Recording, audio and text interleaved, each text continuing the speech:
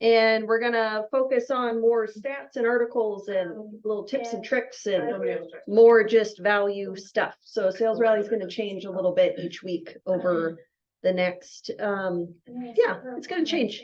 So.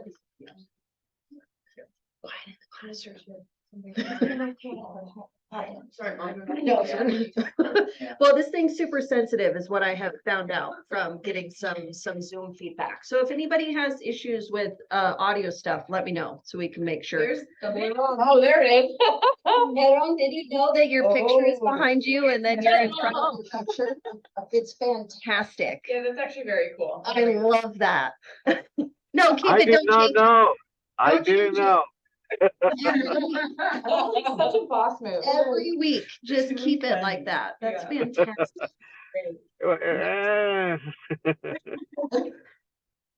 Yeah, Yep. that's fantastic. I love that. Okay, anyways. Okay, so family reunion, last day to buy discounted tickets. Midnight, which I'm sure is Central Time midnight. So buy them by like 9. If you're going to go, because there was also a big, huge announcement to where we have a second keynote speaker.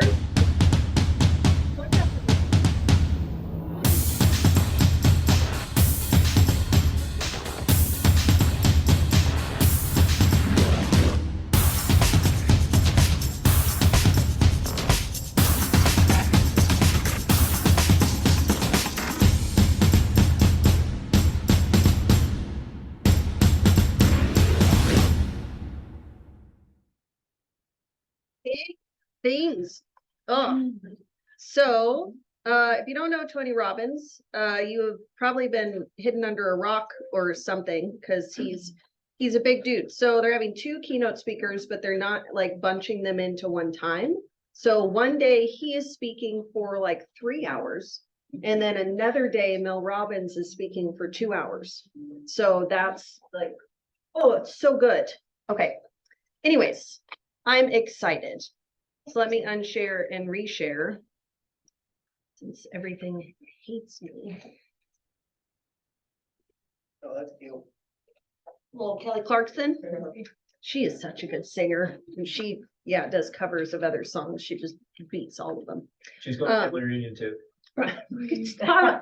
I told Luke how gullible I was today, and you're just doing it up. So thanks so much.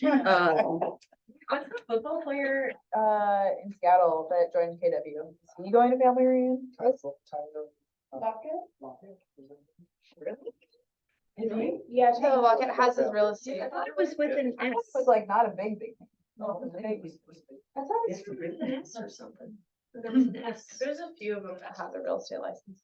Yeah, that's sweet. Yeah, he's a KW dude, and I saw Look up in the white pages on my KW. Steve on his email and sent him email, say you're great.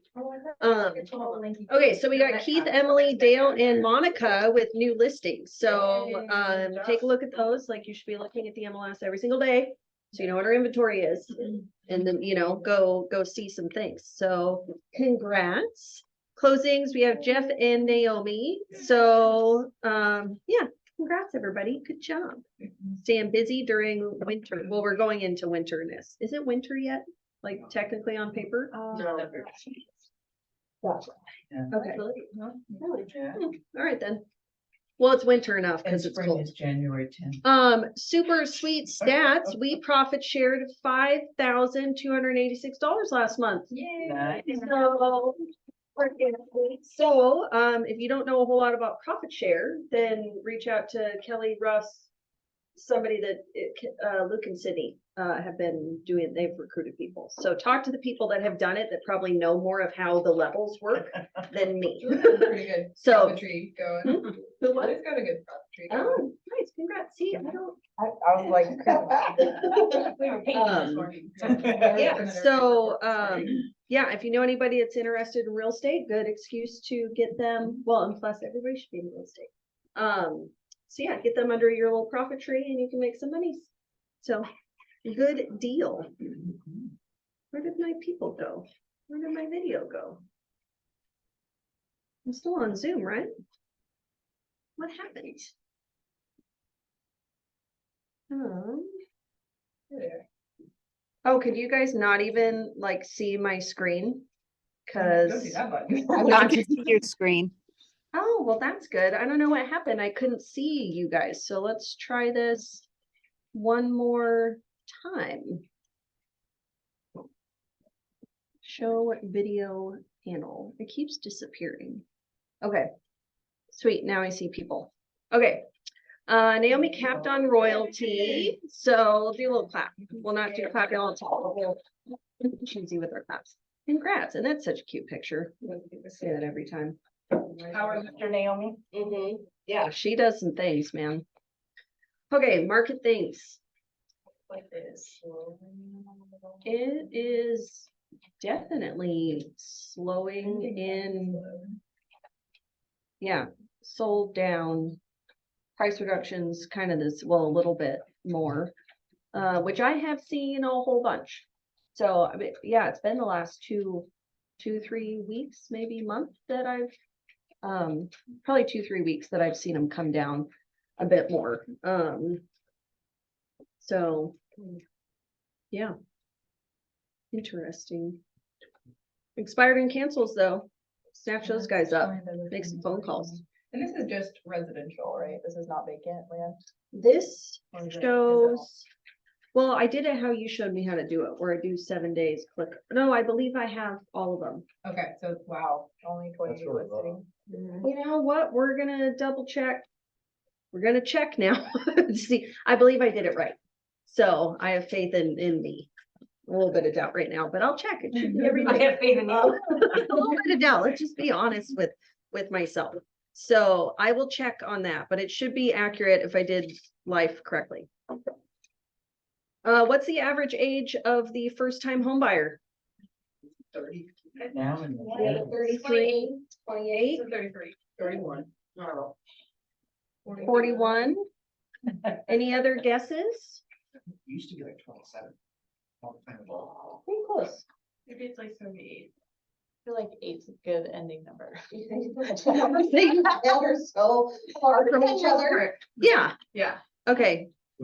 Well, average first time out 35, up from 29 in the 80s. But older people who are buying up to buying up the 3 bedrooms after selling their starter homes. And the median age of a repeat home buyer last year was 58. 1981, it was 36. I need to meet some 60-year-olds. You what? I need to meet some 60. You need to meet some 60. Yep. 29. Bingos for your prospecting. Yeah. Dude, bingo night. No, Monica knows about some bingo night. We were there months ago, and the lady that goes around to see if you want more bingo cards started talking to her about real estate. So it does happen. Bingo night, it's a spot. But they definitely have like their own little tables that they reserve, and it's very like they set out their bingo daubers to like make sure they have a table. It's adorable. I love bingo night. I gotta go again. It's been a minute. Santa photos and toy drive. So we're starting to get signups for volunteering if you're interested in kind of being at the, photo shift or, letters to Santa, cookie decorating, and, helping set up or break down whatever you're interested in. So if you would like to sign up, we definitely have time slots available. So on Zoom, if you want to put it in the chat, we can add you to the list or let Sydney know. So Me too.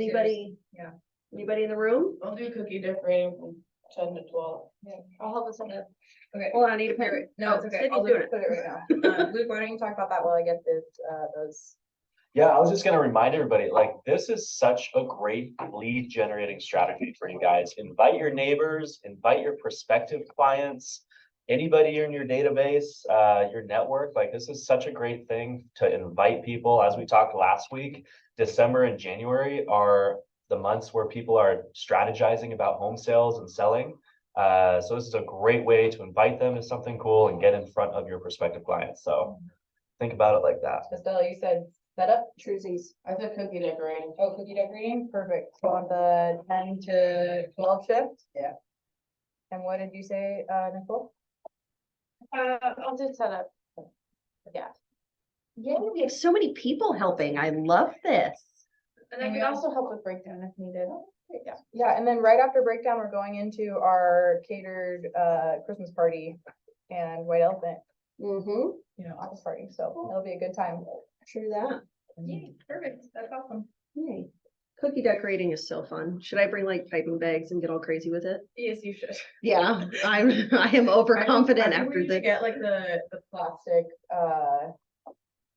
tablecloths from the dollar store and put them under the cookie decorating stations. Yeah. Valid. We had Mhm. Oh, yeah. a cleanup issue one year. Yeah, I do have from my art business thing, I do have the like plastic paint, like I have probably stuff already that we can cover tables with. But we have to have the right icing if I'm gonna do the piping bags. We gotta figure this out. So. You're in charge. I didn't wanna be in charge. Well, just cookie decorating. Okay, You're in charge Well, of icing. Can okay, you handle that? probably. We'll figure it out. So. So as Sydney just said, we have our little party and White Elephant gift exchange. So, come for that. It'll be fun. Catered is always nice too, because we love food, as I mentioned, every week. Russ, I didn't tell you, would you like to say stuff? Would you like me to say something? Sure. There's a slide that I had on there for Lois that you could probably read and talk about if you'd Okay. like to, and then I put the little video on there. I'll do it. So what, love that. How much time do you want? 5 minutes? At least. 4 minutes and 47 seconds. How much? 4 minutes and 47 seconds. Okay, hold on. That's intentional thinking right there. Wait thing. What am I talking about though? Third slide? One thing I'm gonna share, I'm gonna be helping with the class after this, contract class with Marcia today. So we can talk about perspectives, primarily as it works with buyer agency agreements in this new industry trend that might be starting out in Missouri. So just thinking about it from all different sides and this understanding of collective consciousness of humanity brings all different kinds of emotion to the table and all different kinds of points. So we need to, I'm gonna talk a little bit about that, and then how do we use, or how we might want to use the buyer agency agreement, which is gonna be essentially mandated. Should already be being done, but sometimes it's a lot easier to say, use that form than it is like, okay, well, how? Like, it's kind of an intimidating form sometimes. So we'll get into it. 5 steps to develop a powerful mindset for real estate success. Set self-pity aside. Yeah, wallowing has never been a very good business plan, and hope is not a business plan. So mindset's 99% of it, right? If you have the right mindset. And it's because here's the reason. Tactics and strategies are known by a lot of people. There's a lot of people that came before us that are very good at tactics and strategies. However, if you get complacent and you're unwilling to adapt to a new world, you can look at some of the old examples like Blockbuster. They ran the world. And then one day they're out of business because what brought them to the dance didn't get them home. So your mindset is that openness, that openness to say, look, I can't feel sorry for myself if the market shifted, the interest rates are up, inflation's up, because that just doesn't get us to a positive outcome. Right. So that's so important. And it's really like so important. It's like if you're not doing something about that intentionally every day, you're missing the boat. Because our natural state of being is to get hunkered in. You know, I'm gonna stay in the cave, man. They're gonna eat me if I leave the cave. That T-Rex mindset. Develop an attitude of abundance. It's like Fletcher, I love what he says. You can have one of two things when you look at everything in life. You're gonna be an abundant thinker, abundant mindset, and full of beauty and love, or you can be a scarcity mindset full of suffering. These are really the only two ways of being. Now, do we go in and out of those sometimes? Yeah, we're called humans, not robots. But if you think about what does that mean, and sometimes that word abundance means something different for other people. I can tell you for me what it meant, and I made a shift in about 2010 after I got my ass handed to me in the recession. When I started in the business, I said, I am a competitor. I am here to world dominate and put you out of business. That's a scarcity mindset. In 2010, I matured a little through what I call wisdom through scar tissue. And I realized that there's enough deals for everybody, and everybody should do well, and everybody can love each other, and everybody can have fun together. And even though we're in competition, we can still all succeed and all achieve our goals. That's an abundant mindset to me. Focus on service, not yourself. That's the very definition of fiduciary. Basically, when we work for someone else, we put their needs ahead of ours. And you have to start with your family, because what often happens in a shift, it leads to resentment because you're going to work harder, but you're not working any different. You're not working smarter. And what you used to do to get the results you used to get, you're not getting. So then what do? You go home and you basically kind of think about yourself. Like, it's a selfish mindset, and I understand it. I mean, we all go through that, but just remember, like, if you focus on it, my grandmother said she outlived 3 husbands, 2 world wars. Her son shot himself in the head, Great Depression. She lived to be 101 years old. She never did not smile. And she came on a covered wagon to the Lake Chelan Valley when she was 7 years old from Missouri. All right. She said the key, because I asked her, and she was very sharp right to the end. She goes, I said, how do you do that? Like, you went through all the traumatic things, 3 dead husbands. Like, what the hell? And she goes, oh, they just couldn't keep up with me. No, that's not what she said. She said, all I do, because I had a lot of talks with her. She was a beautiful human. Because all I do is pick one thing, not 100 things, not 2 things, one thing that I'm grateful for that day. And if there's anything that happens to sprout up into my mind that's negative or depressing, that's not always a bad thing, but she goes, I just try to focus on gratitude. And what I've taken from that is gratitude is the assassination of emotion that you don't want, whatever that emotion might be. Do the things you had avoided doing before. Man, that first hour of the morning. That right there, that miracle morning, that book club work we're doing, like, yeah, a guy named Warren Buffett once said, it's really simple in business: buy when everybody else is selling and sell when everybody else is buying. So what I say is differentiate or die. If you're going to be like the herd, then don't expect results that the herd's not getting. And usually it's that first few decisions you make in the morning can set your whole day up. Even if it's meditation or if it's just being grateful or write down some gratitude, just get your mind in the right spot. So how many people do that, especially when things are tough? The Buffett formula: go to bed smarter than when you woke up. I mean, just do some things today that your future self's going to be proud of. I asked Kyle Hurst when we were in Austin. I'm going to call him out since he's not here. Kyle was very honest with me. He's a great guy, man. I love that guy. And he said something to me very profound. He said, hey, and we went to 3069 crew visiting in Austin, Texas together. We were over having a big steak dinner down there. And I said, he said, Russ, I have a question for you. When someone else expects me to do something, like, if I'm going to meet Luke or whatever, I'll be there. I never miss those. I'm always accountable. But to be honest with you, when I set goals for myself, I'm not that accountable. My word to myself doesn't really always. So how do I get better at that? And I said, I'll bet you $1 that I can say one thing to you in 1 or 2 sentences that will change your life forever, and you'll never not be self-accountable again. Do you think I can do that? And he's like, I don't think you can do that. So I'll bet you $1. I said, you have a beautiful young daughter, don't you? I saw pictures. She's adorable. I said, was she about 7, 8 months old or something? Something, whatever it was, I can't remember. Less than a year old. And I said, you love your daughter? I go, does she speak English yet? And he said, no. I said, okay, well, try to imagine it this way, if she could.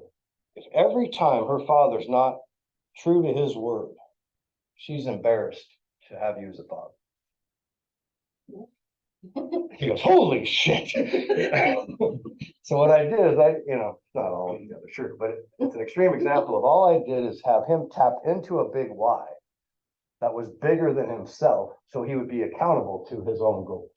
And that is his family. So sometimes we forget, why are we doing what we're doing? And there's 2 parts, right? Avoiding pain, seeking pleasure. Well, you definitely want to seek pleasure in life. That's cool.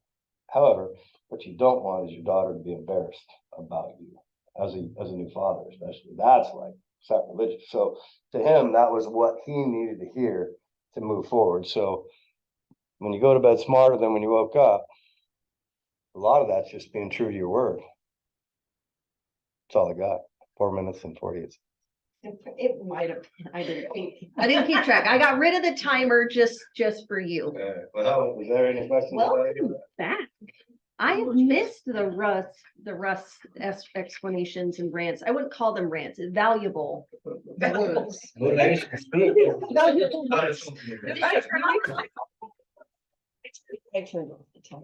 What? About the new class idea, once a month, you call it Russ's rambling rant. There you go. And you can just stand up there and talk about whatever you want. I love that. Start of the third power. With the timer. Yeah. I will leave the timer on for those, I believe. Thanks. Okay, I'm gonna see if this next video is going to play because it's from Facebook, so we'll just kind of cross fingers. Oh, we have our wonderful Fletcher.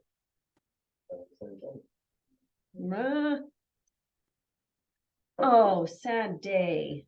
On his Facebook page. Can I go to Facebook? No. Just give us the gist. What is the gist? Do you want to do a little gist and then I can put it in the Yeah, notes? I think I can almost forget it because it was powerful. Like what he said to him, he's starting to work out in the gym. And he just had kind of this thing he thought about that morning. He didn't want to go to the gym. And it was leg day. He didn't want to do legs.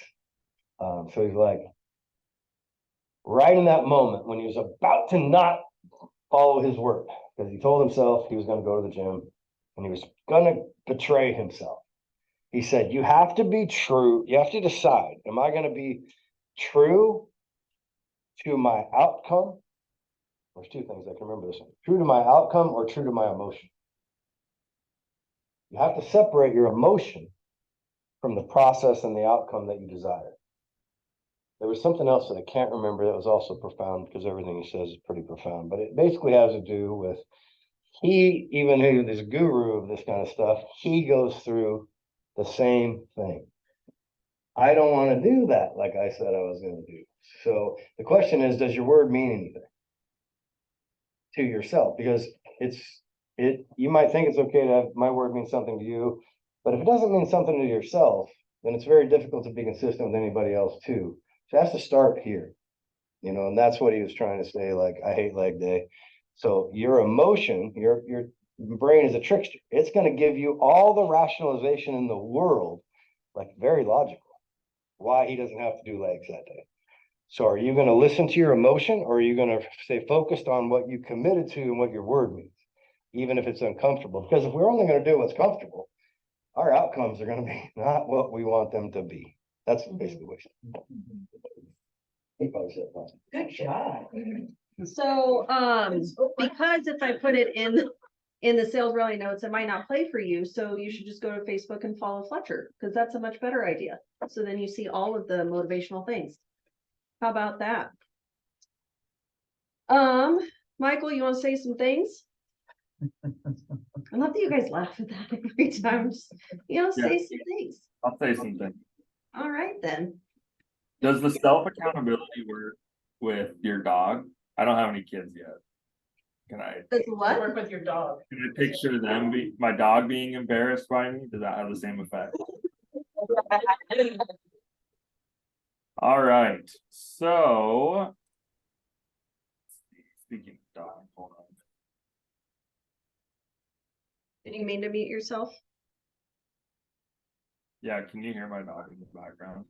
Uh-uh. All right. So I have a program that's not super popular, but it does come up every once in a while. It's a type of bridge loan. And basically what a bridge loan is it allows you to use the equity in your current house to purchase a new house before selling the old house. So case in point, we have a client that owns a $400,000 house that is free and clear. In this case, it doesn't necessarily have to be free and clear, but they own a $400,000 house and they want to buy a new condo worth $525,000, and they have no other money other than what the equity is. So in this program, you can use up to 75% of the value that you have in your old home that you will be selling. You can use that as a down payment on the new purchase. You can also use that to pay off debt. And in some cases, if reserves are required, you can use a portion of that equity for reserves as well. So what they're gonna do is because they own it free and clear, they're gonna take about 300 grand out from this purchase, from their current house that they're gonna be selling. They'll put it into the new one. And then what's nice about this particular program is that there's no payment on that vacating residence, the one that they'll be selling, due at all. It's basically an accruing interest, it's deferred payment, and then once that home actually sells, that's when everything is paid back.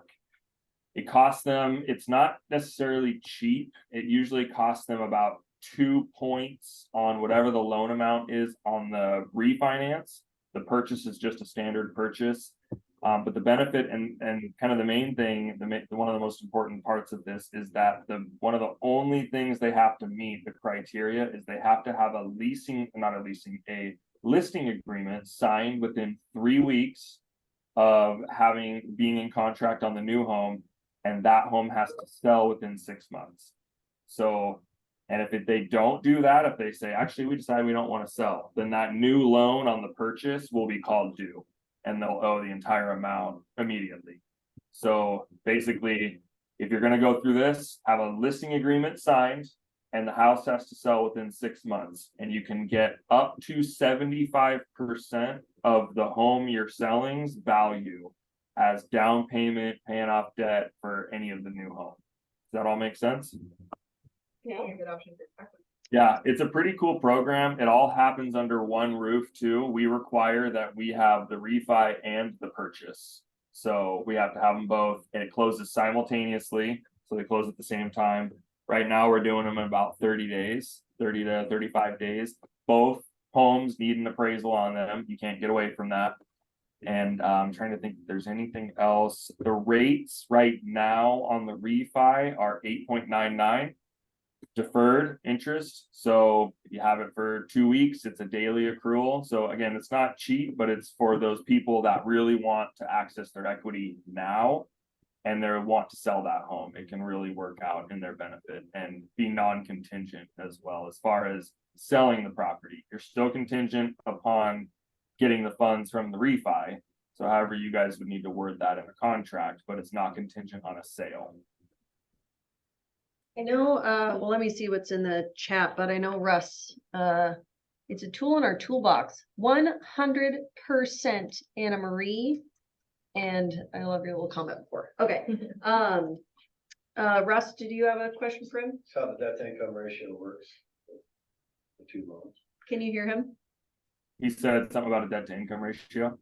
Yeah, you qualify, have to qualify for both loans. Nope, you only have to qualify on the first.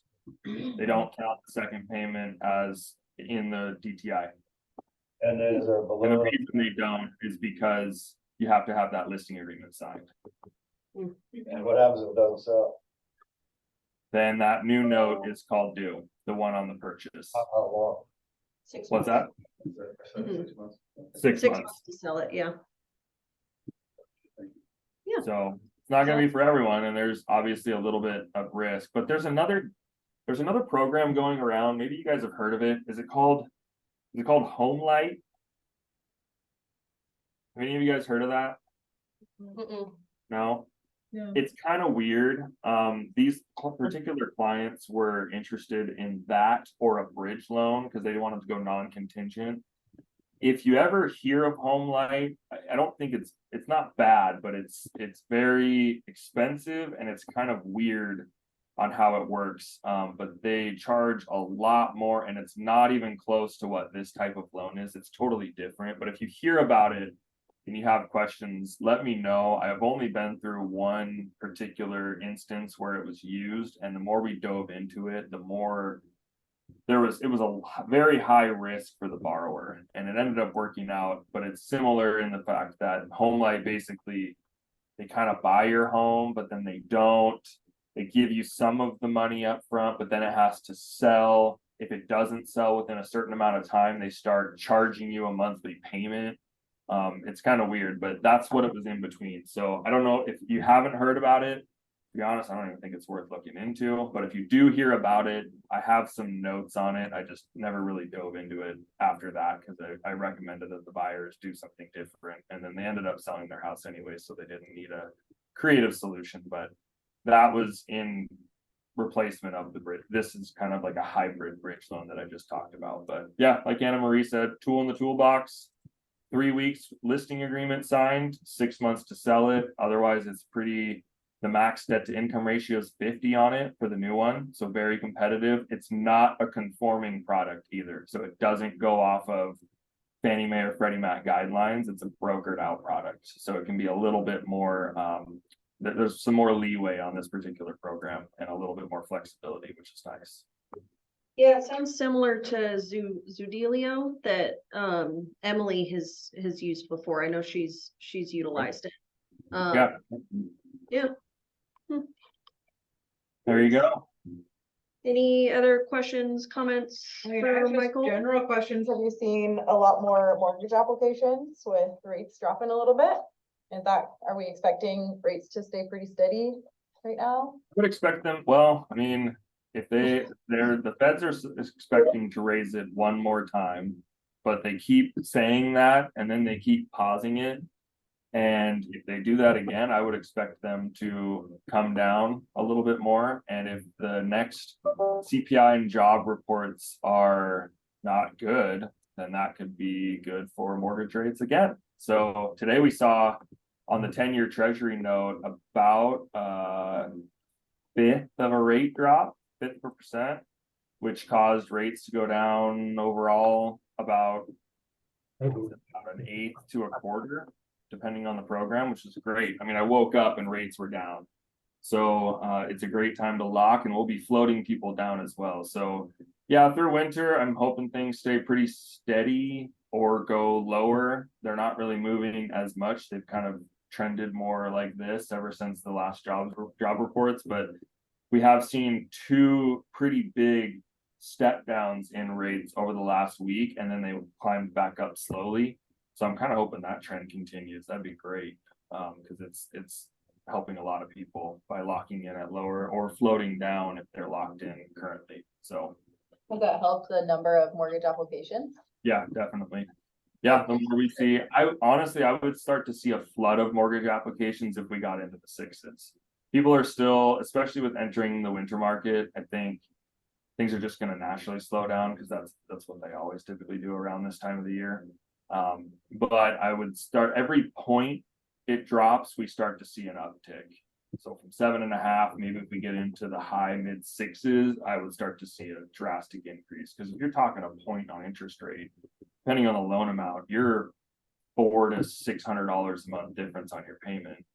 And now all of a sudden that $650,000 house makes a little more sense because your payment's not $4,800, it's now $4,000 or something. So yeah, with these little quarter point drops, honestly, I don't think they move the market very much when it comes to mortgage applications. It's when you see the 0.5% or more when we start to see things really change more and more activity.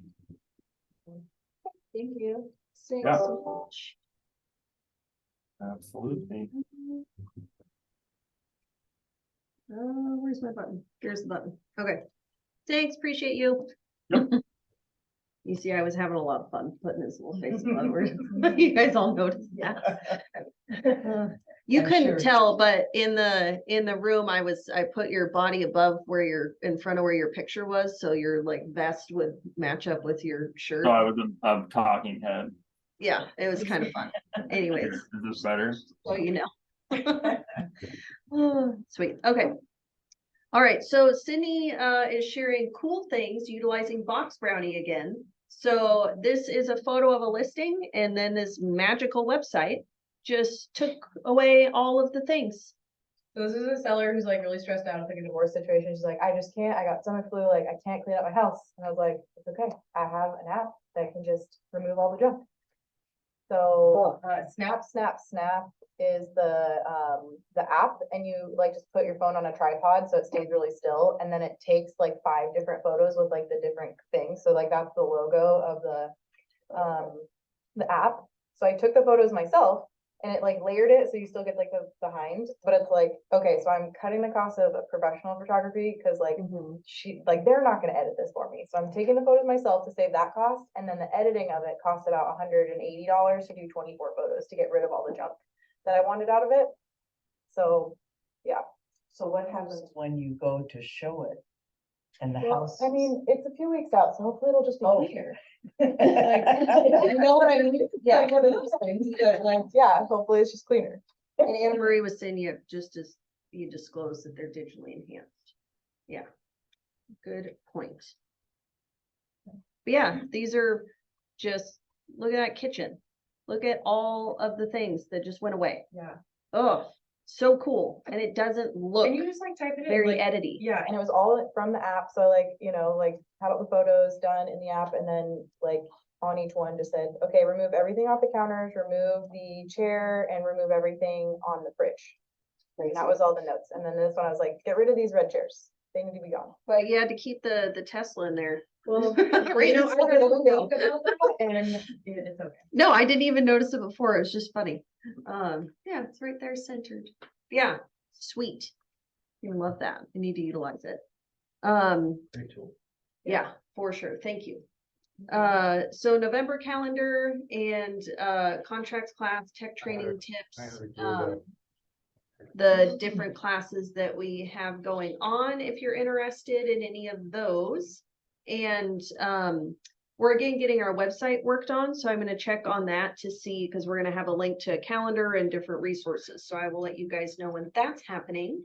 And today for contracts class, important great topic with Marcia and Russ of coming up with your value proposition, which is great for, those buyer's agency agreements, listing appointments, all of the things. So do not miss it. And we will be starting it in a few minutes. So again, it's just right into it. You don't need to open the Zoom link anymore. So, and then of course, brokers tour tomorrow at 9 a.m. So that's all the things that I have, unless anybody has any questions or comments, anything of that sort. Anybody have any potential, folks wanting to get into real estate? We're having a career night here at the office tomorrow. From 4 to 5. Yes, career night at the office, 4 to 5, tomorrow. Wait, is it you and Sarah? You? Stella? Mia, Stella, Lois was talking about being there, but I'm Mhm. not sure, so. Okay. So yeah, if you have any future real estate agents, then join. And Anna Marie, you have something. Yes. Sorry, I was eating lunch, so I didn't have a video on before, but hey guys, I am putting out, I'm going to the schools here at Brewster and putting out what's called a blessing basket. And I'm asking the counselors, and if anybody wants to do it in their area for Christmas, let me know, I'll give you a template. Basically everybody wants to donate or help at Christmas time. For $50, we're asking that they do a laundry basket, put some stuff in. I have a few sample of what I'd like in there. They can put other things for Christmas. And we're having a drop off here at December 12th, I think it is. And then myself, along with some volunteers from the community, we're going to pass them out to those families. But my request goes to our Spear, who has, they've either bought a house or they're investing. They've got $50 to spend. We're not asking 100, but just to put in, and the boxes come here. I put a little thing in there. Thank you. Happy holidays. Have a great Christmas. This is something, if you know of anybody who wants to buy, sell, or real estate, here I am. But in your little niche community areas, I think it would be a wonderful thing. I was just trying to think how you can incorporate it in your toys, Santa pictures. Maybe people that would be great to volunteer and help you bring those baskets would be awesome. But that's where I'm starting. My goal this year is 25. I'm praying for more, but it's something that my tribe with Pivot and Inspire we're doing. A lot of them are doing Thanksgiving, but I chose Christmas just for the fact of a lot of people get help at Thanksgiving from something or another, but Christmas time, it's, do I pay for toys for the kids, or do we get thanks, a big dinner? So I'm trying to get both in there together. Just wanted to shout out, I'll be sending that out. And if you guys want to have anybody want to help over here in Brewster, because I know I have a few of you out in the Brewster who come out here.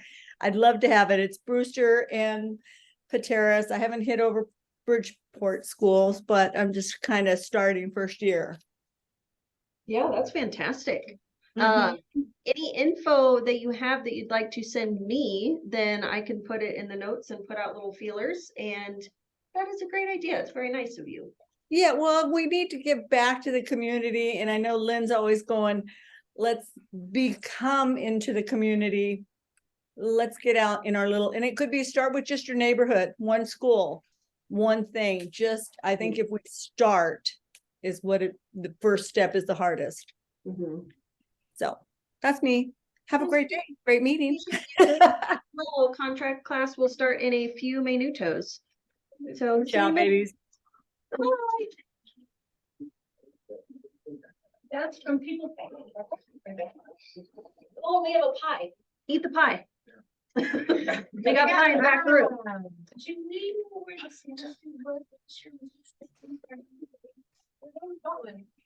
Yeah, because, Yeah, 1,000, yeah, see if I can borrow them. Alright, let's. Seriously, we need to- Yeah, seriously, these. Well, we have one somewhere. I bought it, you reimbursed me. Seriously. The last, have one, the office owns, the last. It's $1,000. It wasn't, it was like, best value on Amazon, I bought it, and, yeah, I did for class.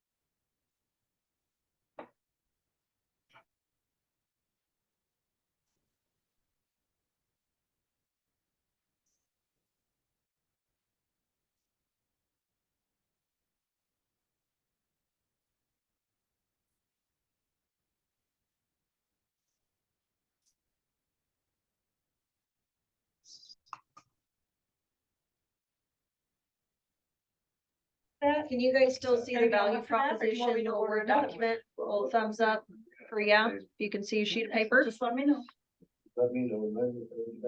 Chris or Jeff, you want to give me a little thumbs up? You can see sheet of paper. Thanks so much. Thank you. All right.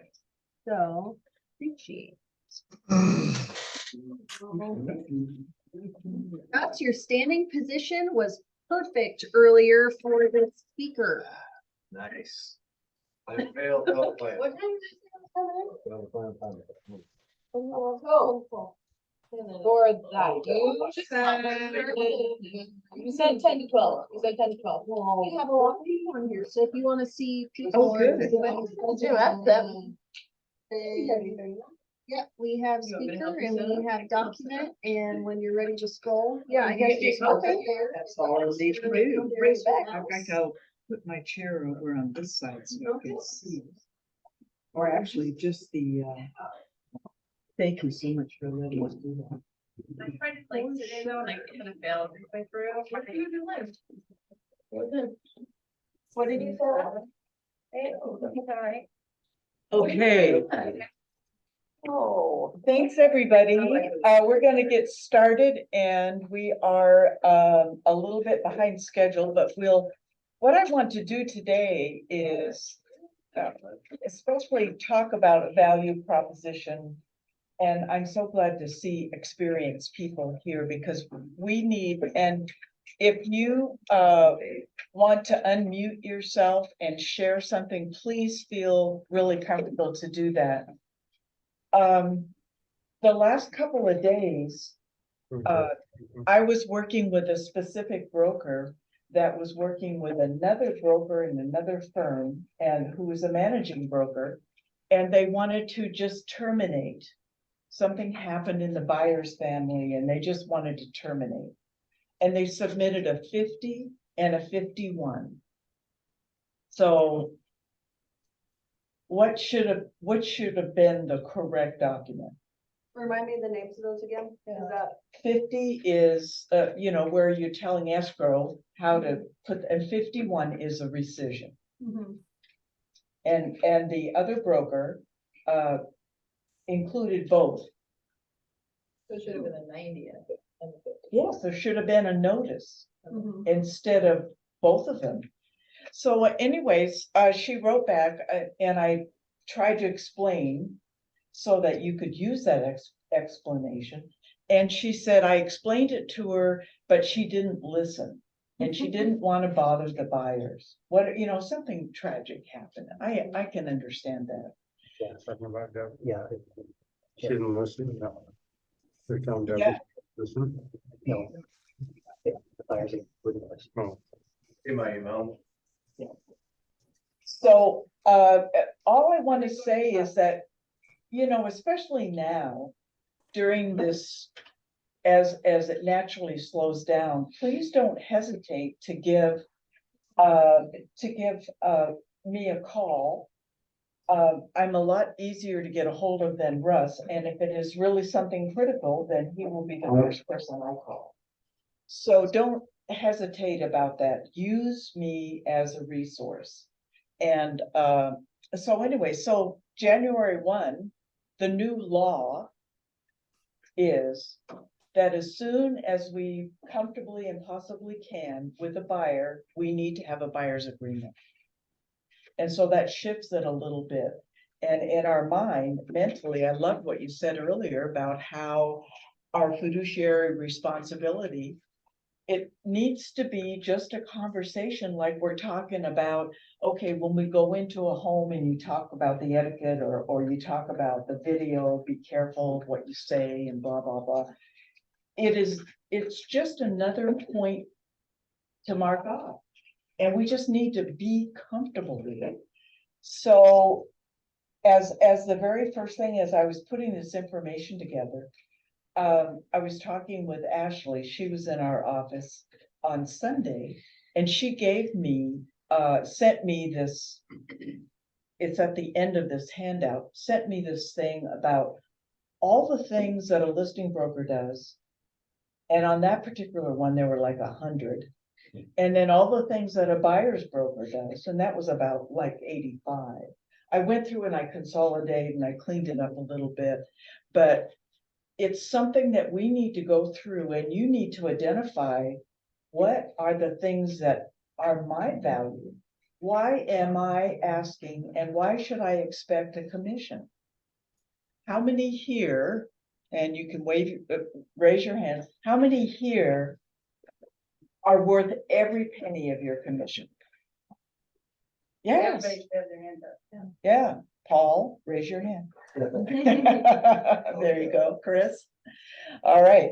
And so it's really important that we realize all the things that we do. I mean, does anybody ever go to bed at night and you're tired?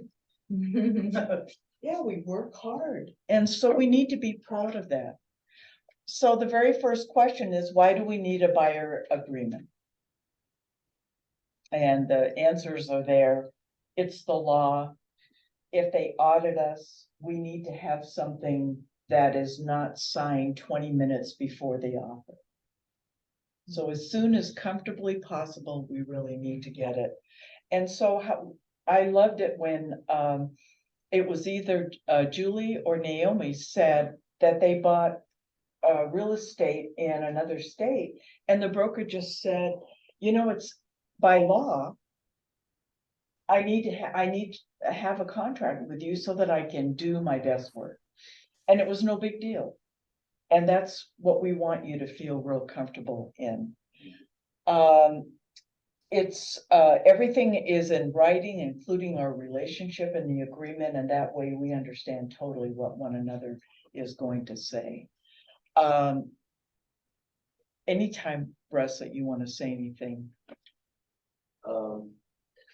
Yeah, I mean, I think, why do we have a listing agreement for a house, right?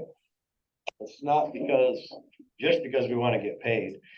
It also tells that seller why, what are we gonna do for you to some degree? And then sometimes in real estate, the hardest thing is our own mind, because we're intimidated by this concept of buyer agency agreements, because it has not always been the case. When you go back long enough in my career, we had one page for everything, and I mean, every contingency, and we only represented the seller, and we worked with the buyer for months, and then we tell them right when they signed it, we represent the seller. And they're like, oh, really? I told you my blood type. That's changed, right? And that changed because of case law, and litigious behavior is alive and well. And there's a lot of people getting sued for a lot of things, and these lawsuits are horrifically expensive. And the E&O insurance companies for all real estate brokers are becoming more and more risk adverse as there's more and more litigation. So I look at it like this. So often we think of it as the world of complexity, when it's really simple. Try to imagine every lawsuit's 20 to 30 closings for you personally. Can you afford that? Okay, so what are we going to do to prevent that? What the law is saying now, and before we even get into the case law in Missouri and what that accomplished, I can share with you, if you want, some of the things that I've done, how I say it, because there's all different kinds of people out there, right? And one of the mistakes I think that people make on a listing as well as on a buyer agency agreement is we talk about, or whether we're doing a buyer consultation, is we talk about money too early in the game, right? What I try to do is talk more about how is this process going to work? This is this buyer consultation. And some people will say, well, you got to have that buyer consultation in person. Okay, well, that's great. If you can, it's better.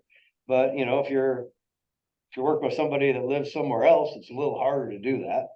It's also important to know that agency relationship starts the minute you start talking to somebody, unless otherwise made very clear that you don't. So it's called implied agency. So somebody walks in the office, somebody's talking on the phone, they can assert that you're going to be representing them. Now, it's not formalized necessarily, but they do have a case for the fact that you are representing them. They really have a case for it when you start showing them stuff. Now, one of the things that's often forgot is if you're a listing agent and you're showing a buyer and you don't disclose that you could potentially be showing one of your houses, there's two parts to it, right? If it turns out that the house that buyer you've been showing really is perfect for the house you have listed, but you don't have a buyer agency agreement, there's a very good chance you can get sued and lose for misrepresentation, because it's too late to tell them that you might become a dual agent. So sometimes that's a little hidden, like, intrinsic benefit to talking to people. And how I would just say it is, hey, if I have a listing, this is like right when I start talking to them, if I have a listing, among other things I'll say, would you like me to show it if it's my listing? Because if it is, I'm going to be a dual agent. And then try to remember this. In RCW 1886 agency law, it says this: hey, a dual agency just means I don't adversarially affect either party. I simply facilitate the transaction. Make sense? And if you say something like that up front, it's no big deal. You wait till you've showed them 4 houses. They've shared with you intimate knowledge of their motivation, their urgency, their financial capability, their expectations, so on and so forth. Then they now have a case against you if you try to be a dual agent, because they could easily say, well, I would never have told you that. You didn't tell me that I could be a dual agent. And the other problem is if you don't show them the house, that is the right house, then you're violating fiduciary relationship by avoidance. So you're kind of caught, you know, in the rock and hard place. And if you don't have these conversations up front. Another thing that's pretty important is like, I'll just give you my layman kind of good old boy redneck version of how I do it. So not necessarily the perfect way, but it's how what it works for me. And that is, look, did you know?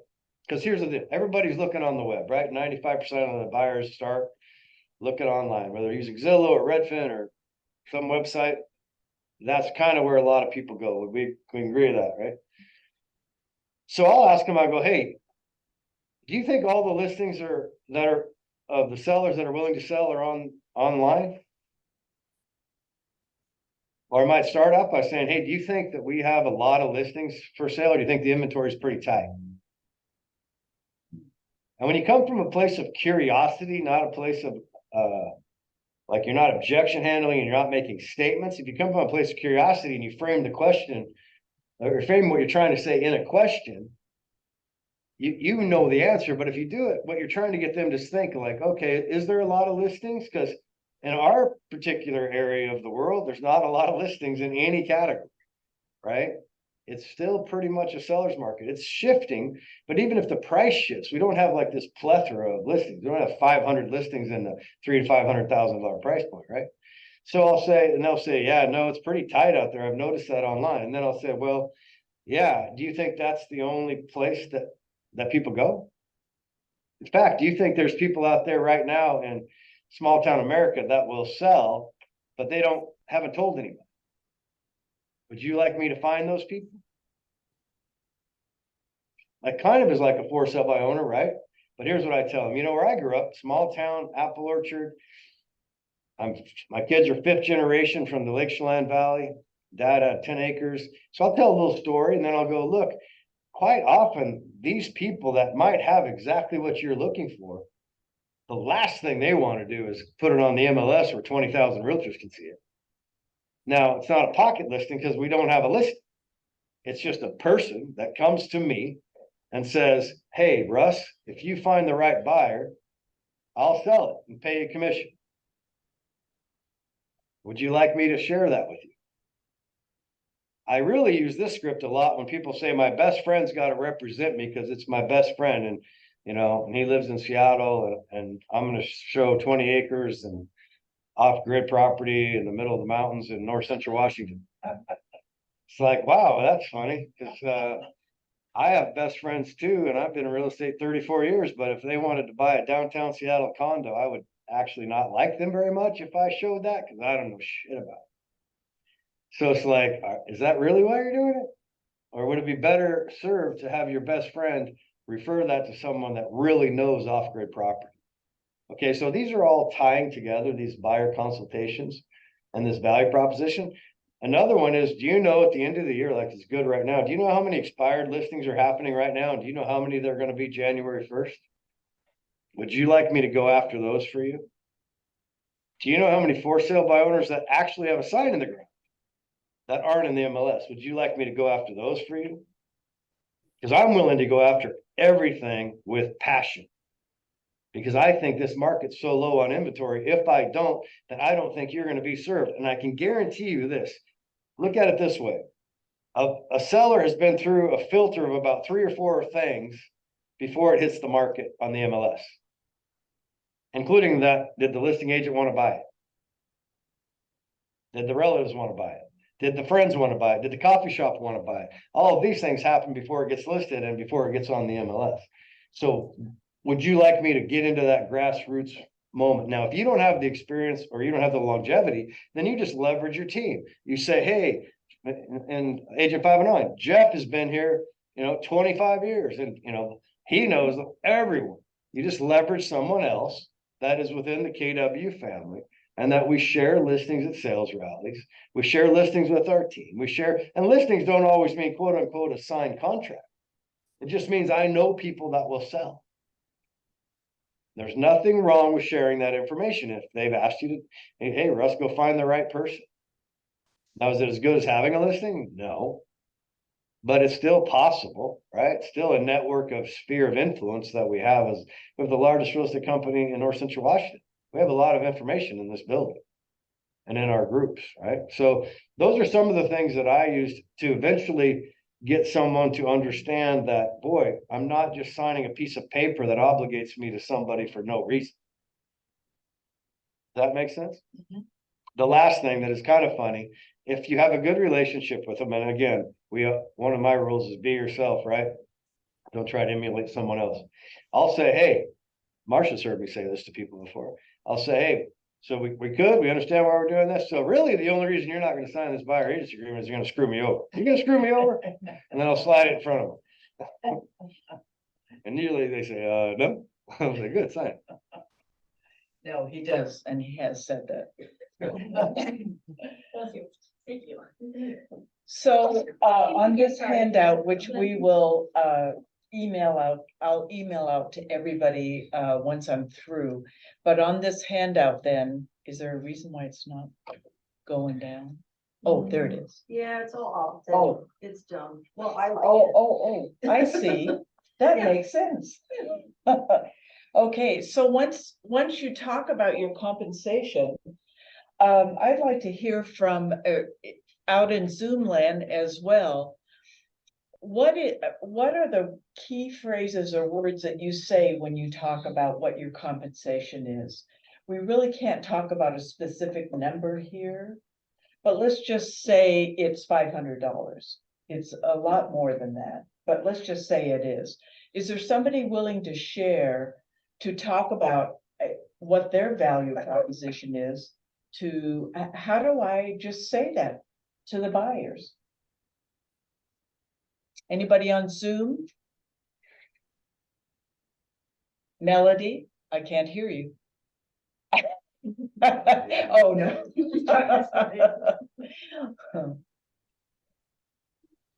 Marcia, Yeah. so I probably did everything wrong. I still do. You are the most successful wrong person I know. I know I Dennis. do.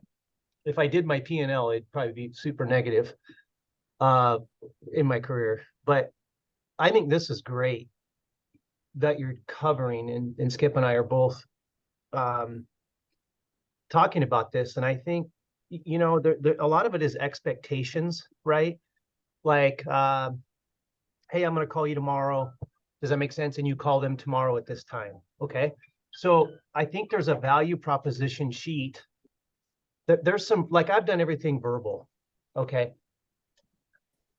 Verbal takes a lot longer to show value. Does that make sense? Because so verbal plus actions, okay, is what I've done.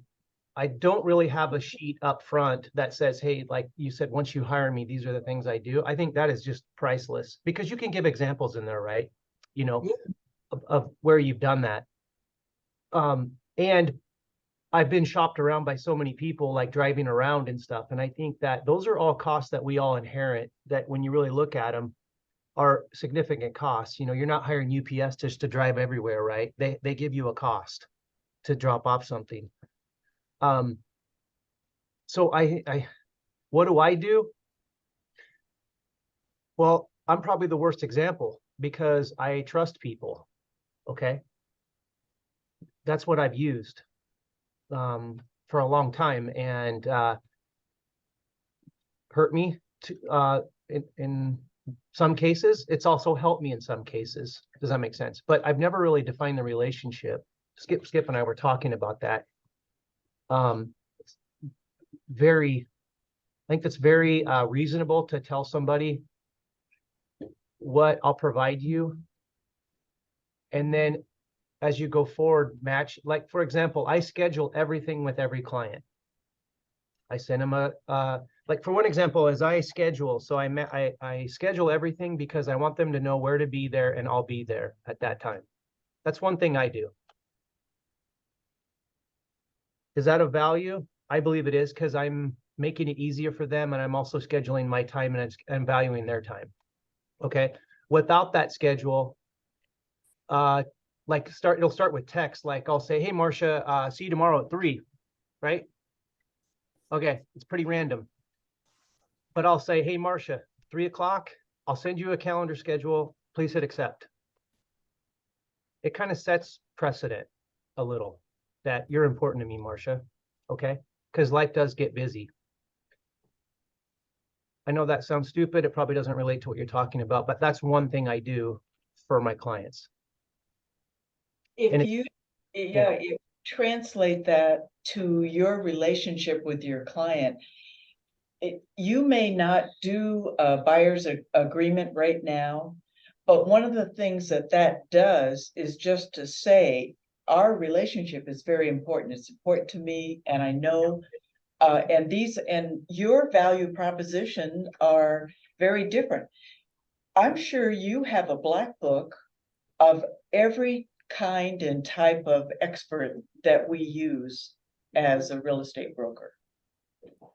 And I will listen to Tom when he's talking about the land, and people that have never bought land before, that's the first thing he says. You know, one of the things that I bring to this transaction is my little black book, and I know a lot of people. And so your example about scheduling, confirming, please accept, that's just saying you're important to me. That's what a buyer's agency agreement is. You're important to me.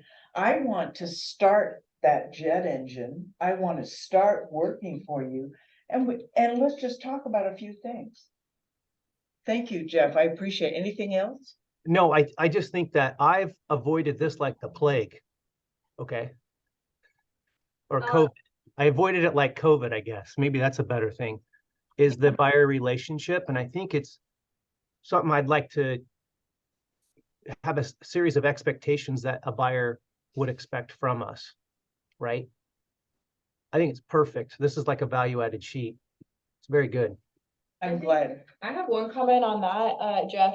Have you heard that saying, like, good contracts, keep friends and that kind of stuff? Like, I use this as just like setting expectations, like, hey, like, yeah, we're friends or whatever, but also this is now a formal relationship, and this outlines all of my duties to you as my client and my duties to the public at large, for what I am as a real estate agent. So I more talk about like my duties to the client.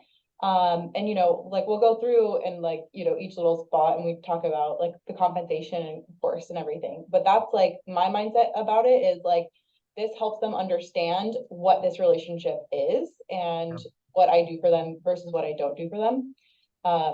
So when I shifted to that mindset, it's a lot easier to have this conversation, because like hearing that stat about like 71% of people who bought a home in the last 12 months do not know how their buyer's agent was paid. I don't want any of my clients to ever Yeah, that's use very that good. I'm paid. Like, Yeah. I want that to be crystal clear. Excellent. In our previous life, for Tom and I, we would be interviewing to see if they could use our services. And those services were anywhere from maybe 225,000 to 1.5 million. So it's not any little thing. And I can remember going through a set of questions to be able to understand the situation that we were getting into, because it was highly litigious. And then the very first thing that was, we were talking, as we're discussing this, and you have questions for us, we understand that you're interviewing us for this job. I am also interviewing you for our clients.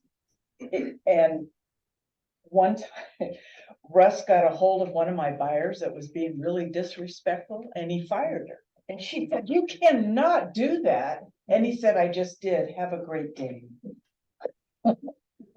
So, I mean, we need to really understand our professionalism and our value. Well, Mark, to your point, it's such a beautiful point, because I don't know if you got, if you ever tried to get into a doctor sometimes, and it's like, I got an availability in 4 months. It's like, wait a minute, I think I have, some issues right now. I might be dead for it. And they're like, so sometimes when you're at someone's beck and call, it's important for them to understand this relationship of value, because if you're valuable, and I know it's real easy if you really want that money and you really need that money, It's really easy to just go, yes, sir, and whatever you say, sir. But deep down, this is a very large transaction, regardless of who you are. And from a first-time home buyer to a seasoned investor, they also can appreciate, like Jeff said, time and knowledge and networking and spheres of influence and structuring deals, all of these things in which every one of us in this company has access to. Not everybody is at the same level of experience, but everyone can lean into everyone else.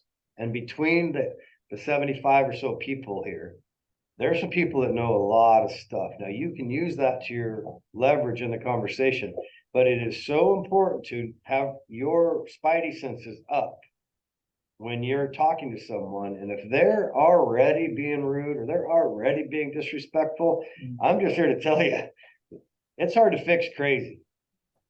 And those are the ones you're going to be talking to their lawyers, and they unfortunately often have money, lots and lots of money, and they're out to lunch with their logic. So if you just go into that with some confidence, and I liked what you said, a little bit lower in this, practice it, and because I'm not that much different than Jeff when it comes to getting those things signed historically.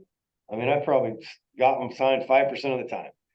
Well, I got to change, right? I got to do the same thing. I got to take everything that is natural instinct for me, and then I have to apply it. And one thing that I think is very important that we don't talk about a lot is we're in a hurry because we got a lot to do, and we got to slow down and be a little more patient with people, because that person, that right there is a huge moment in time for them. And if we rush through that appointment, it's not fair to them and it's not fair to us. Right? No, it isn't. And that brings us up to the next point. Now what? It's never too late to practice. And if you have children, that's what they're for, is practice on them. That's if they're 6 months old, they can't talk. That's right. And they don't speak English.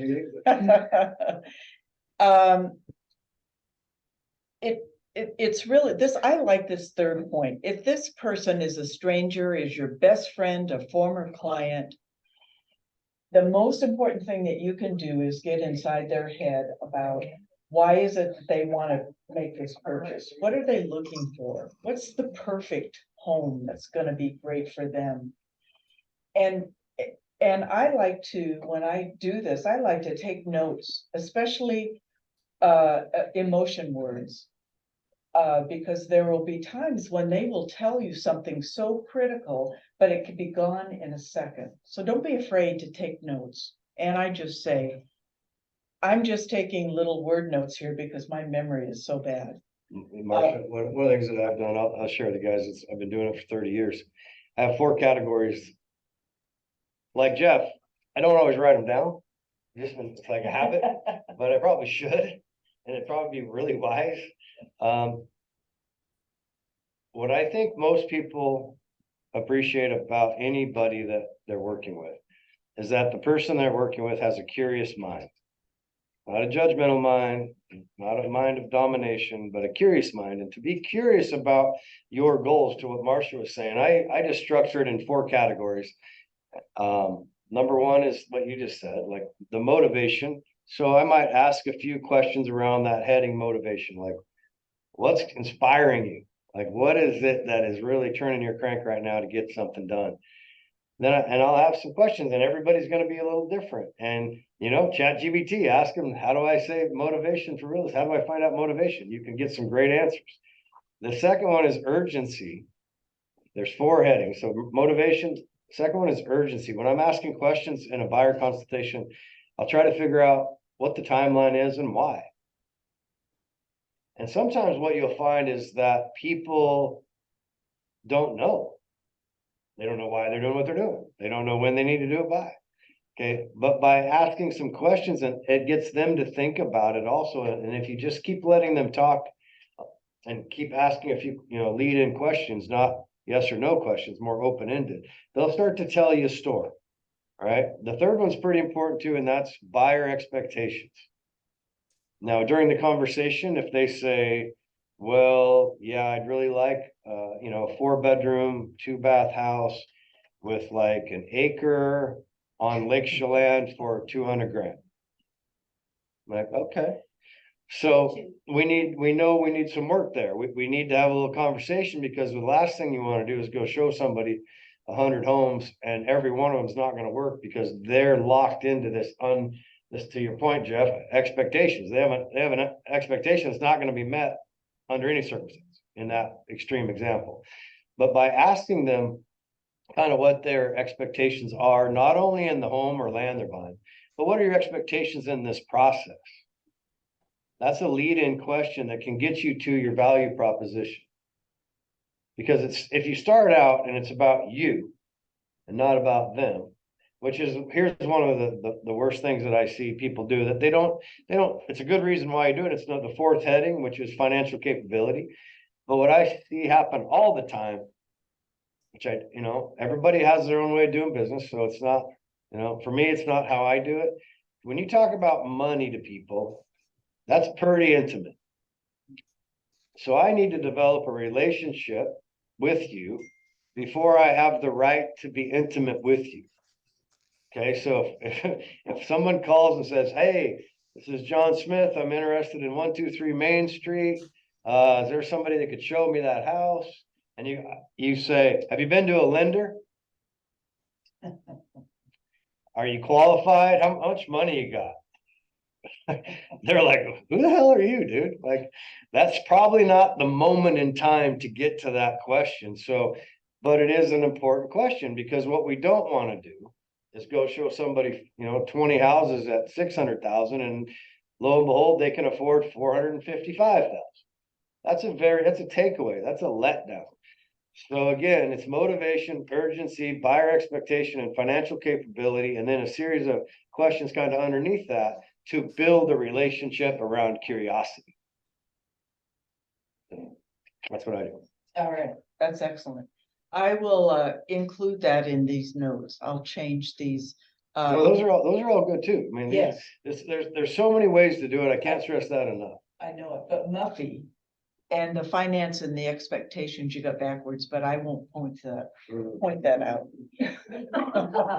Okay, so if you are very uncomfortable with this, get a buddy and practice on each other. Or get somebody significant in your life that can help you. And be challenging in the role play. Yes, don't be milquetoast. Oh, that sounds wonderful. Yes, where do I sign? That client hasn't been born yet. Your greatest asset is yourself. And the people that I work with and review contracts with, we have such a fabulous team. I just can't say it enough. And if you have issues and you don't know anything, you gotta just ask. That's my end result there. Okay, whoops, wrong way. These are some things that can help you. And these are some things that you really need to know. When we first got our license, and we were following Russ around and he was doing his fire hose on everybody, including us, we looked at each other and said, what in the world are we doing? And Russ said, keep it really simple. Go out. The first step is know your product. And that's what we did. We went to every open house. We went by and made appointments. We went to a realtor, like in Chelan or here, they have on Wednesdays. And so you really have to get to know that. And then he would say, we'd go in and look at a house for somebody for a listing. And then he'd look at us and say, what do you think? So start developing your gut. And then if he says, well, why do you think that amount? Then be thinking about it as you're walking through the house. So it is so important that we get connected. And what Ashley has been doing in our sales rally with some of our statistics and things like that, just be curious and know, how are we? Over the weekend, I had 3 days not one contract. 70+ brokers. 3 days. I was starting to get a little bit worried, and then yesterday I got 2. She sent me a text, that's not Katie, she sent me a text, she goes, oh my God, there's not been any contracts, I don't know what's going on. Me too, and I was like, knock on wood, now you're gonna get like 12 in a Yes. day. And I hope so. Well, that's a good lead in. I mean, just a little sidebar. Again, none of you guys know who Jocko Willing is? Jocko Willing? Willing? No. He's a Navy SEAL that is a business coach now. Oh, And one of the things he says is when, like somebody said, man, this market's hard. He says, good. This interest rates are high. He says, good. The point of that is that there's never been a better time for people to take market share than in a shift. Mhm. And that's because fundamentally, we don't change our habits. Typically, when things get stressful, we fall back into our habits, not build new ones, yes. right? It's when things are perfect that I can go to the gym, right? For example, but in real estate, you have to think about how can I separate myself from the herd of realtors or the herd of what I call average. First, you got to ask yourself, do you want to be above average? Do you want to be a professional? Because there's 2 ways of being a real estate broker, in my opinion. Now, guys, I might have a little PTSD from 2008 for you that weren't alive or didn't live through it. It was, it's a little bit of a firefight back then. So it does have a little resignation here. I want to, again, use my wisdom through scar tissue to help you avoid it. That's really what I'm trying to do. If you are not separating yourself, and I don't mean like working more hours. That's not what I'm talking about. I'm talking about what are you doing differently than your competition? How am I going to separate myself and become top of mind awareness in this market, right? If there's going to be less number of transactions, how do we get more of it? How do we get that bigger piece of the pie? So I'll use an example of market knowledge. Yeah, one thing, there's 4 things, right? Market knowledge, know your product, be honest, right? Be yourself and do it today, not tomorrow. Have some urgency in your profession because there's only 2 ways of being right now, in my opinion, if you want to be a professional. I mean, if you want to be a part-time agent or a referring agent, that's cool too. Nothing wrong with that. But if you want to be a professional, you have one choice. You've got to be obsessed with your profession. Because if you're not obsessed with your profession right now, you're going to hit some whitewater. The other way is I'm interested in my profession. That means I have a hobby. That means you're not a professional. Now that's a mindset thing. You have to ask yourself, who do you want to be? And then what are you going to do to get there? So for example, how would I separate myself if I was working down here in Wenatchee? The Wednesday tours are fantastic, right? You know what else is fantastic? Go on Wednesday, but then also go other days, spend an hour a day previewing properties. Now, why do I want to preview properties not on Wednesday with everybody else? Any ideas? Get a business card that's bigger than every other business card by about 2 inches. Make it bold. Ask the realtor if you can preview the property. That helps you with knowledge of the colleagues that you're working with, so you can build a relationship that's more intimate. Because that's a huge part of this business. We got to sell other brokers more than we got to sell sellers and buyers.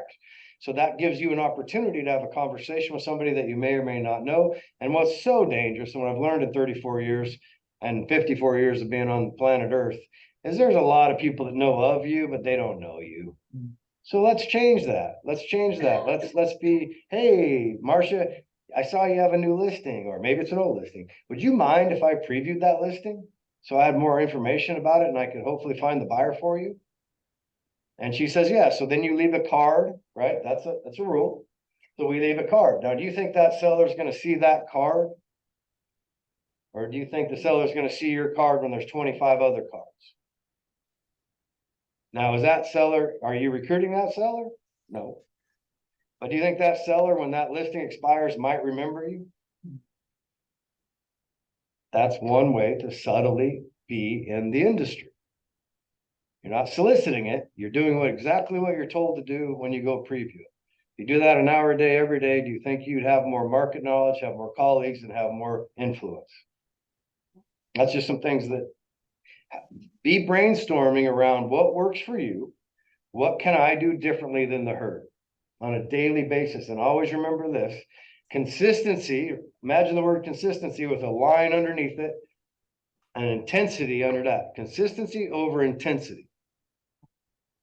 Success can be very boring, right? Not very intense. So I'm going to go work 12 hours today and then I'm going to screw off for 4 days.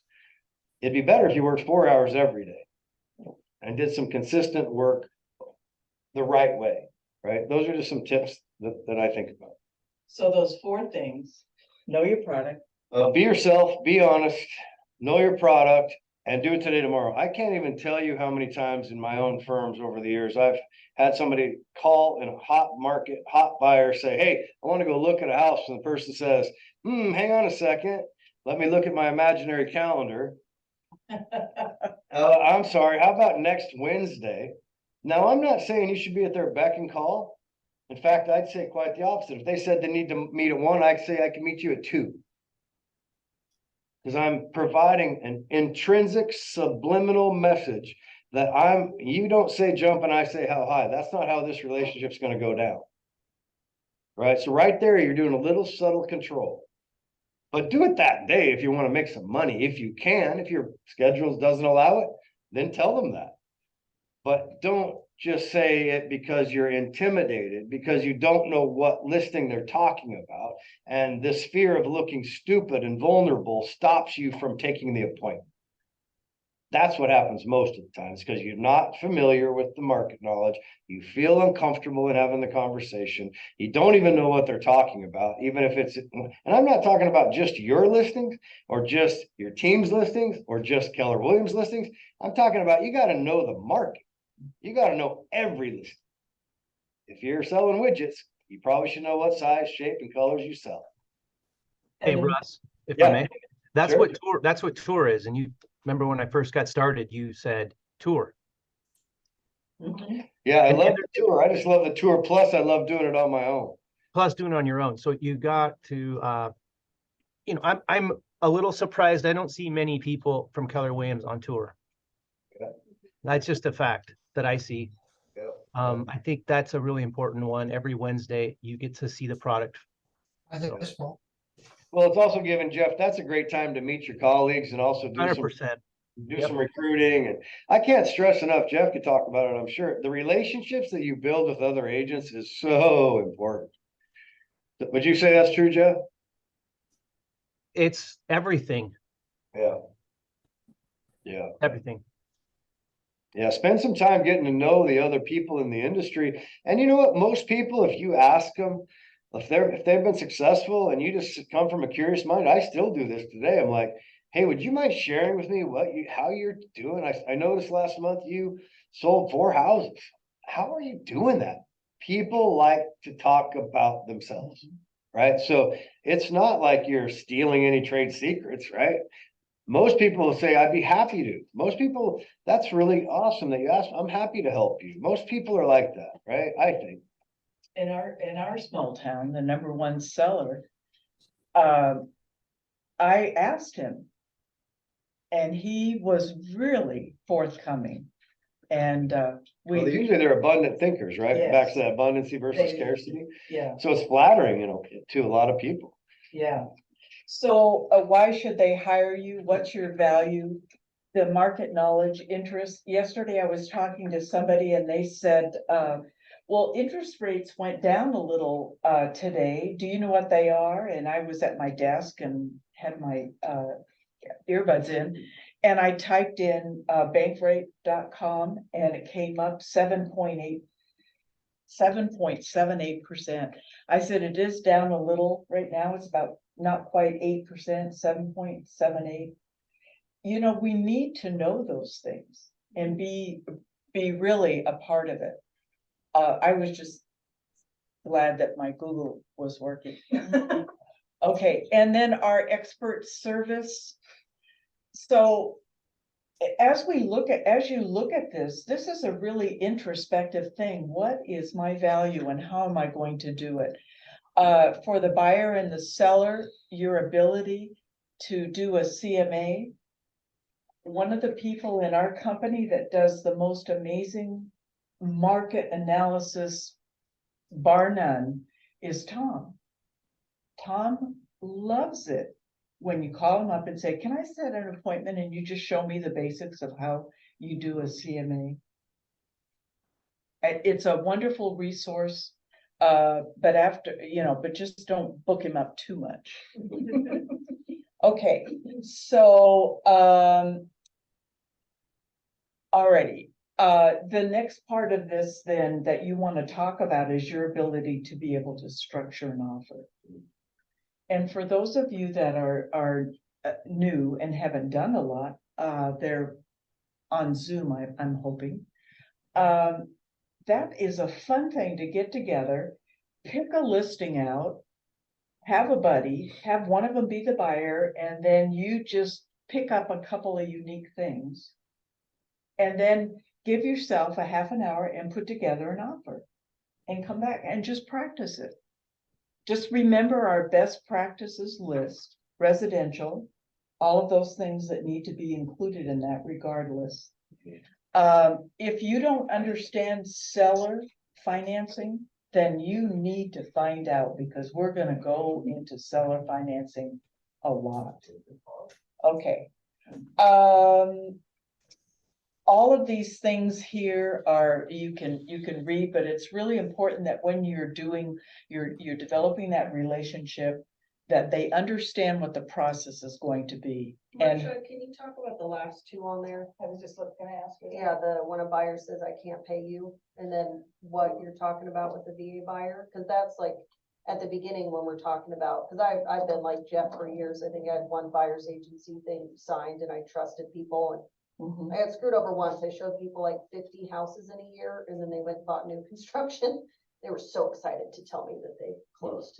Yeah. oh, Anyways, how lovely. but yeah, that's the part of the conversation that I kind of struggle with, is when you have the analytical people that are gonna read that agreement, and be like, well, this percentage, so kind of talking about those two things, that I can't pay you. So is a I'm good gonna way to word. say something and then Russ weigh in on it.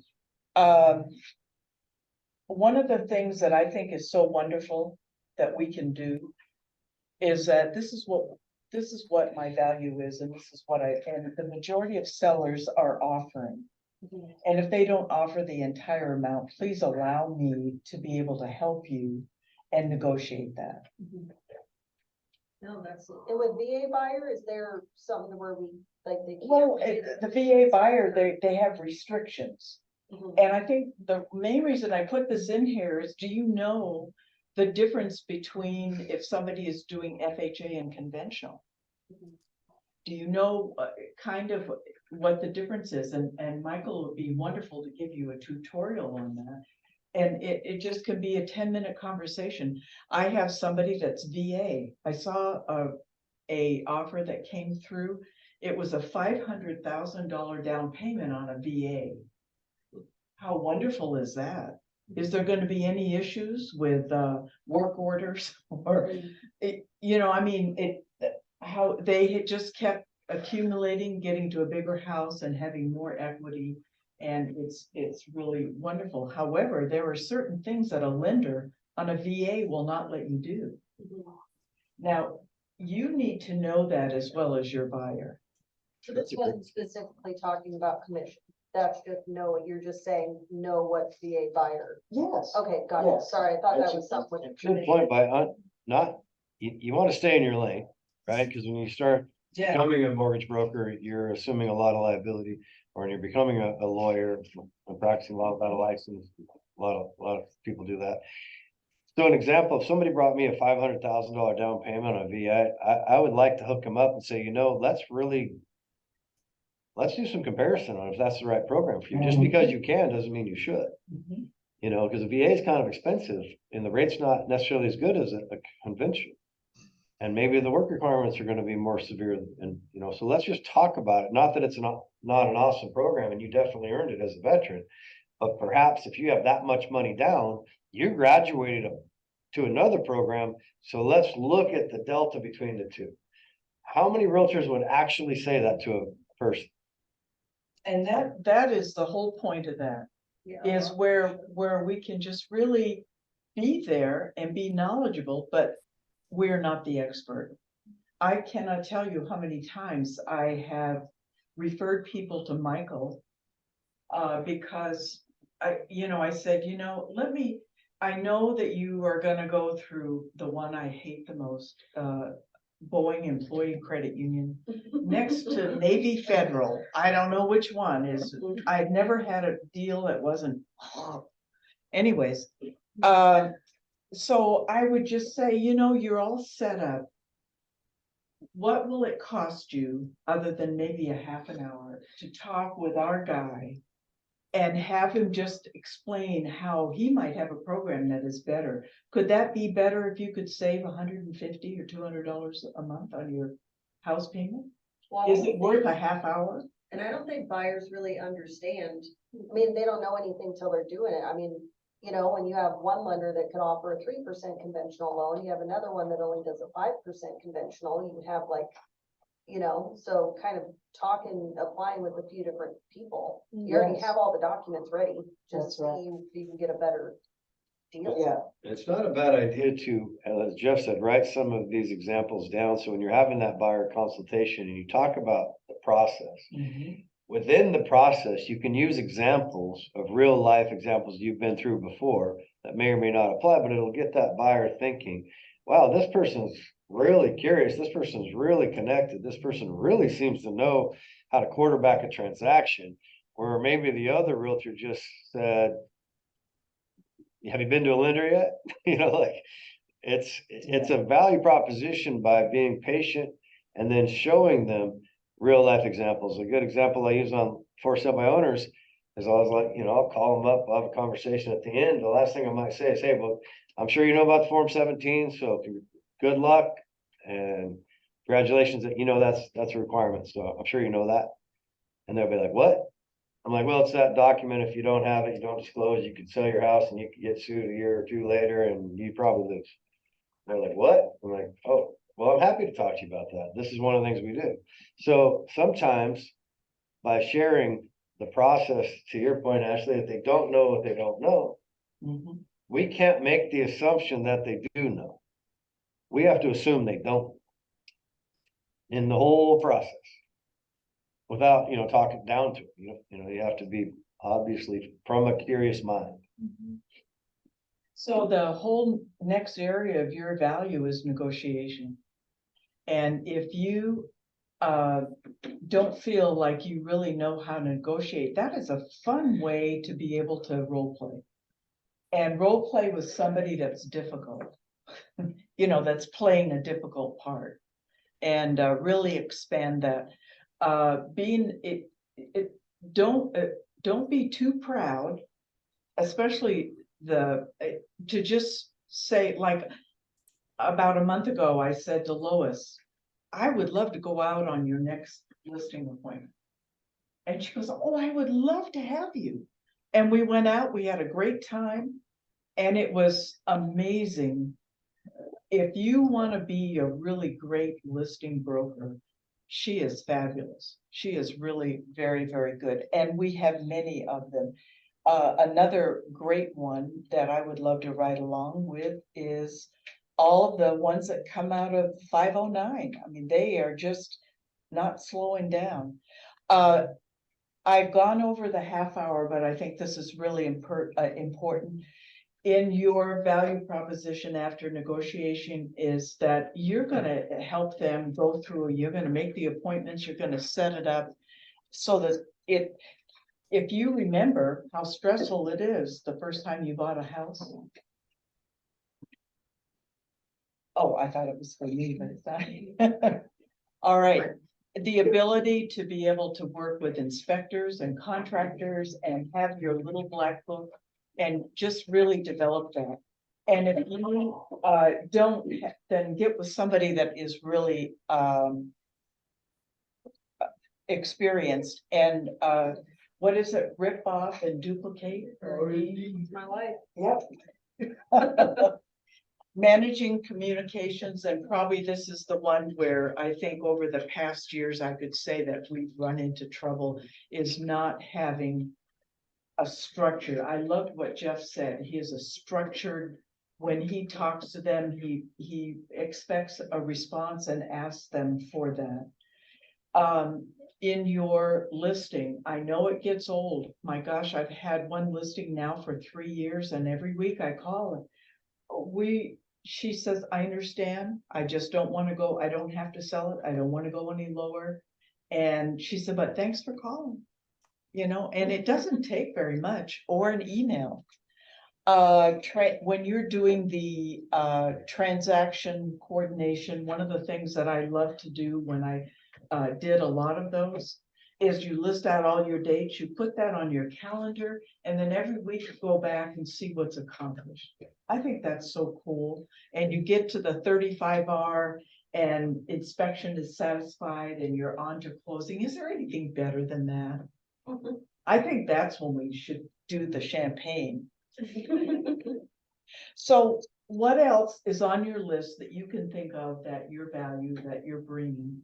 And so the rest of this document, Ashley sent this to me and I kind of cleaned it up.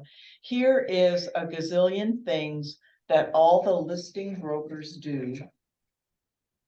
And this will be in your handout. And then here is, see what I said, 100? Here is a list of things that all the buyer brokers do. And it is very comprehensive. There are probably some things in here that could be added, other things that could be combined. And it is for you to realize how valuable you are. So the last, anybody out in Zoom that would like to say anything before we leave, because I'm going to let Russ end this with his words of wisdom. Thank you guys, everyone, for coming. I appreciate you all. And I will say, so, I'll record this Zoom after, and then I'll just email that to everybody so they get it today.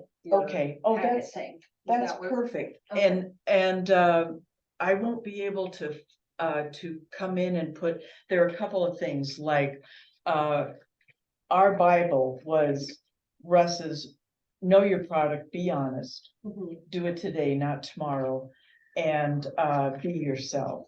And then a Muffy, motivation, urgency, financial, and then expectations. I'll take a picture of that. I can put. Oh, I'll just give it to you. Okay, perfect. Perfect. All right. I think, Marge, one of the things you said is, you said owner financing, but here's one way to separate yourself from the 400 realtors that are still licensed. Start looking at land closely, because land is a great way to sell people on owner financing, where we create our own rate in some cases and gives that interest rate time to come down before they build.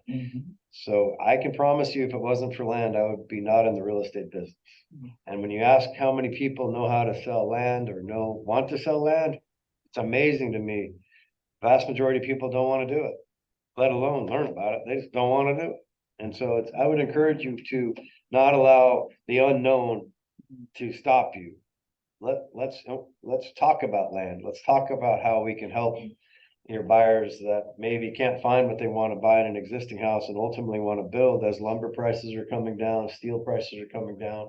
And again, we can create that rate for 2 or 3 or 4 or 5 years that is at 5%, 4%. I sold a lot at $200,000, which was probably worth 150, but I sold it at 1% interest rate because I had already built in the interest in the price. But the buyer wanted 1% and he represented himself as an agent, so he was happy as hell. How many people would have said 1%? Yeah.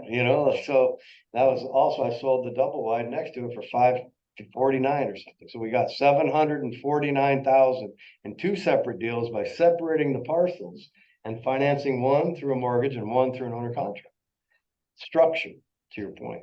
And you sound like such a badass, even knowing what it is compared to other agents, even just mentioning an owner contract or seller financing, this and that and whatever. It'd be like, oh my gosh, she knows so much. Yeah. Yes, I do. Yeah. One of the things I'm trying to figure out how to do, and I was gonna talk to Michael, is as part of a seller consultation, asking the seller about their existing loan and then diving deep into that loan to see if we can use a formal assumption, especially if they've owned it in the last 5 years or bought it in the last 5 years or refinanced it in the last 5 years, which a lot of people did. They might have bought it 20 years ago, But when rates are at 2.5%, 3%, they refinanced it. And almost all government loans are assumable. And some conventional loans are assumable. So that's, can you imagine if you could come in, you had 100 grand down and they had 100,000 in equity? And you say, well, I'll give you the cash equity and then I'm gonna assume your 2.8% mortgage formally, which removes it from their obligation. They are no longer obligated. That's a 5-star value proposition to buyers too. Right? So that's something I think we need to all focus on a little bit, figure out a process. Mhm. So, just thank you, everybody, for attending and for being here. Melody and Jeff and Skip, and if Debbie's in the background, you tell her we said hi. Paul, Chris. I think there's more. I think there's a little down arrow on there. There might be more people. Go to Okay. the name, the pictures. Oh, No, oh go my to the right, gosh. Go Oh, where Jeff is, yeah. and then there's a down arrow, once that little thing disappears. Disappear, little thing. All right. Thanks, guys. So, Ashley's gonna get this out to you today. Our leadership team is here to help, and that's the best I can say. Alrighty, I can't make it do it. Thank you, everyone. Thank you, Marcia. Thank you. I'm so glad that Russ was able to be here. Yeah, I don't know. Thank you, guys. You're welcome. I had my little granddaughter today. Oh, that's perfect. Thank you, All right, we'll talk to you guys later. Jose and Annette. Yeah.